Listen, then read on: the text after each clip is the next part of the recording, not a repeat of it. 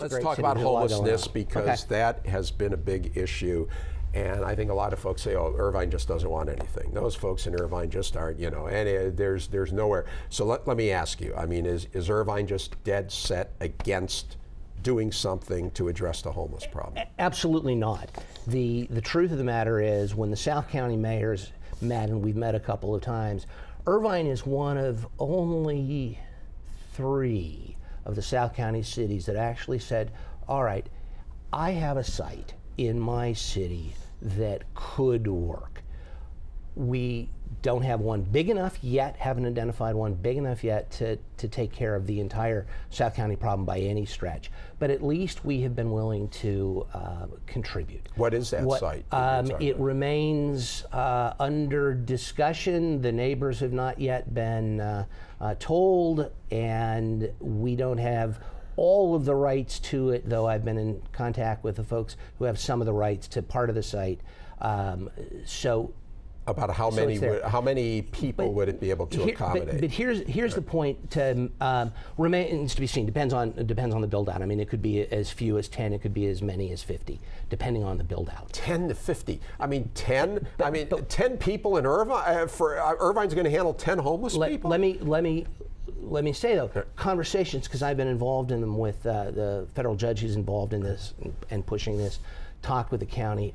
The discussions have moved beyond a particular site, either in Irvine or in the rest of South County, because there are negotiations being held with players, again, who don't want to go public and haven't gone public yet, about a much larger facility that will take care of, if not all of South County. Would that be in Irvine, or would it be somewhere in South County? It would be somewhere in South County. Okay, and I pushed back on you in that only because 10 to 50. It does not solve the problem by any means. I get that. However, at the same time, I understand, I think I can sympathize with residents who are saying, I think a lot of people, and I'm guessing a lot of people in Irvine are saying, we want to help the homeless, we're willing to pay to help the homeless, but we don't want our neighborhoods destroyed. We don't want our parks to become like the Santa Ana riverbed, and we don't trust you, government, that you're going to take care of the problem. They are not wrong to say it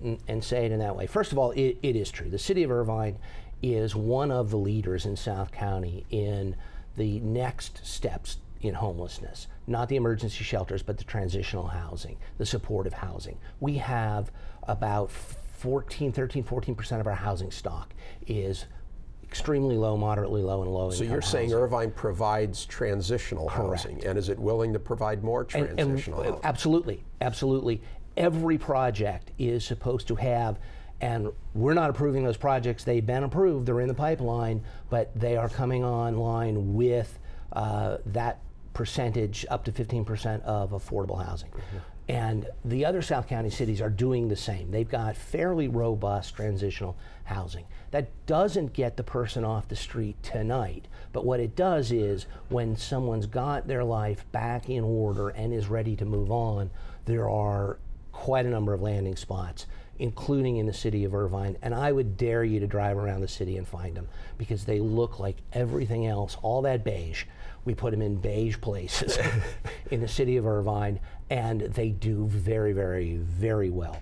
What happened, and is very unfortunate, is the county said, oh my gosh, we have a problem, we got to respond immediately, let's do tents in Irvine. To which people said, well, wait a minute. All you're doing is picking up the riverbed and the courthouse lot and moving it to Irvine. We don't want that here.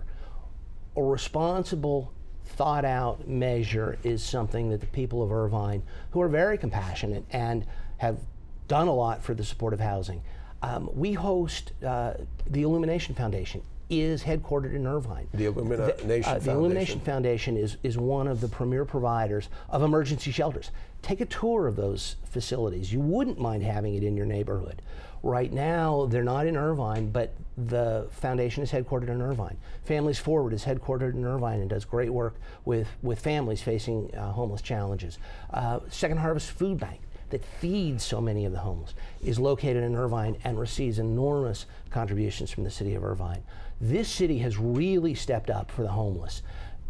It hasn't gotten the credit I think it deserves, but I also recognize that there are people sleeping out of doors tonight who need help, and we are prepared. If negotiations come to a fruitful conclusion for the site that's not in Irvine, we will be, I am sure, contributing to its maintenance and upkeep. Okay, something else we didn't get to in our earlier discussion. You had mentioned something about the Smithsonian maybe coming to the Great Park, or what's that about? What that is about is that we have about 260 acres of the Great Park that remain to be built out that we're calling the Cultural Terrace. And the idea is to bring to it a number of cultural attractions.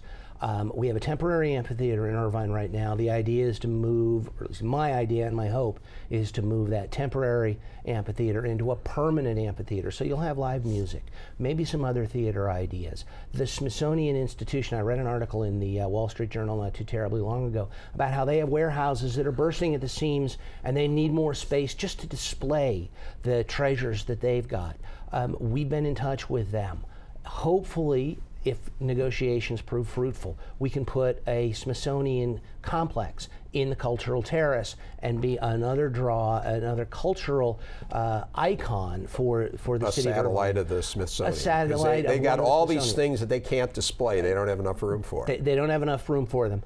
We used to be in Southern California, an aerospace hub. I'd love to bring some of the Air and Space Museums overflow. So whose idea is this? Irvine. Their idea or your idea, or who's come up with this thought? They have been floating the idea and have They being the contacted. They being Smithsonian. the Smithsonian representatives of the Smithsonian have contacted the city of Irvine. We now have a master consultant in place to to hopefully tell us what is out there, what is available, how it gets financed, and whether it is a good fit. And then there are a number of smaller players. There's a gentleman who has the Orange County Fire Museum. We talked about the Fire Authority. It would be great if we were able to put the Fire Museum, which is a small player. A little bitter irony if you get out of the Fire Authority. We're still going to provide fire service for the city of Irvine. There will be fire service. So, Pretend City is a museum for kids. There are folks looking for a botanical garden. I think is a marvelous idea. You look at some of the botanical gardens around the country. Of course, we know that the Great Park has been full of great ideas that never happened. The Great Park has been full of great ideas that never happened. What has been different over the last several years, and that I intend to encourage and try to keep going, is a good partnership with Five Point, who is in fact dedicated to making this city its showpiece. And if somebody wants to spend money to make my city better and a showpiece, I'm going to say, let's do it together. And that's 5 Point, the development company that's doing the residential and commercial development around the Great Park. Okay, so just back to the Smithsonian for a moment. It's not a done deal yet. No, It's well, I'm hopeful. saying how much it's going to cost, who's going to pay for it, and all that. That's why we have a consultant with a national reputation and national contacts to say who all is out there. Does the Smithsonian end up penciling out? It's my understanding they won't bring money to the deal, but they will bring frankly the treasures to display. We have to find out if there is a way to structure a deal that can allow us to go forward with them, and if not them, who? And there are quite a number of other opportunities out there that we're hearing Have about. they floated some concepts? Would this be like dinosaurs? Would it be aeronautics? Memorabilia from presidents of the United States? I mean, what would be in this museum? I'm way out on a limb because the talks are so preliminary, but I understand it's the natural history component. All right, so dinosaurs. So dinosaurs. Woo! All right. So dinosaurs. That'd be kind of cool. And there's also a very large cultural component as well to the Natural History Museum, and so it would be a great opportunity to showcase some of the folks who've lived here before we came and started building all those beige houses. Okay. Something else I wanted to ask you about. Compare. You were in assembly. You were an assemblyman. So you were a state lawmaker, so you got to see how the sausage is made in Sacramento. You're now the mayor of a major California city. How do you compare state and local government? great question, and they are very different in many, many ways. First of all, realize I was a Republican up in Sacramento, where there is not a whole lot of other Republicans. And so it's an opportunity to be involved in a number of very, very major policy discussions. This state is enormously large and enormously vibrant. But at the end of it, the ideas that you float and the concepts that you propose tend not to go anywhere, because Jerry Brown and the folks who run Sacramento have their own ideas. And so you are at the table, but the opportunity to be influential is not as great as one would like. In the city, you're dealing with a whole lot of different issues. Some would say smaller. I don't know that that's the right way to look at them. They're much more narrowly focused, but they're much more meaningful to the people that you meet every day. And as a city council member, as a mayor, you live in the city, you go to the grocery store in the city, you walk down the street, your neighbors know to talk to you about a particular issue. And so you have a much more hands-on opportunity to impact decisions. It's not the multi-billion-dollar decisions that you're facing in Sacramento, but it is decisions that are much more important to the day-to-day lives of the people you meet. Things like traffic. Things like getting us back to the master plan. Things like the great open space that Irvine has. In many ways, it is. It is a lot more fun. You hesitated there for a moment. So it's a different kind of fun. In Sacramento, to be honest, it is very liberating to realize that you can say why the folks that are going down this path are wrong, but it's not your responsibility to say, here is the right path, and go and here's how you go down that path. You say, this is the wrong path, let's collectively find the right one to go on.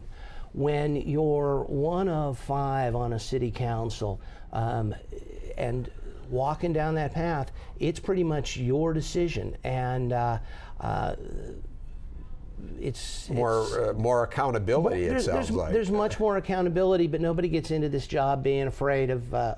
Yeah. So now so it's fun. You're running again for mayor. Presuming you win, that'll be 2 more years. Now, after that, you'll be looking for another gig. Your name has surfaced in some of the scuttlebutt about county supervisor, that you might run for county supervisor in a couple of years. I am flattered that my name has surfaced in that. And as a politician, I will never say never. But when I'm done as mayor in 2 years, I'm going to be 60. I will have spent the last 10 years in government service, which is, to be honest, not the most lucrative of positions. And so I'd have to look long and hard about any further position in public service. But I do enjoy You're a lawyer service by training. I'm Would a you lawyer just by go trade. back to practicing law? I do try to continue practicing law. As mayor, I do find a little bit of time, not a lot, but a little bit of time to practice law. Okay, finally, I'd say 2 of the best known local politicians are yourself and John Moorlach, the state senator. You 2 had a bruising battle for the state senate a few years back. Have you guys made up, or have we made up? I'm not sure we've ever. I'm sure we haven't ever actually just sat down over coffee and shook hands and said the campaign is behind us, but that's not necessary. John is the state senator for the city of Irvine. He's doing a good job in Sacramento and has been very responsive to the needs of the city of Irvine. I'm trying to do as good a job as I possibly can in the city of Irvine. He is left to fight those battles in Sacramento that I fought for 6 years. I wish him all the luck in the world, because doing so, to the extent he is successful, the city of Irvine benefits from it, and I applaud the job he's doing. I'm surprised you. Who should call to set up the cup of coffee? I think we've moved beyond. We run into each other all the time. I mean, it isn't. There's no bad blood. I mean, I'm neither of us. Look, I'm the loser. I assure you, I'm not harboring a grudge. Yeah. But I lost that race to John. Okay. And I wish him all the luck in the world. All righty, and again, you are the mayor running again. So we'll close it on a high note. Don, we have spent, I think, on this open mic, we did the better part of another show. So all right. Anyway, thanks very much. I think the viewers have a pretty good sense of what's going on in Irvine right now. I hope so. Okay, Rick, thank you. Thank you.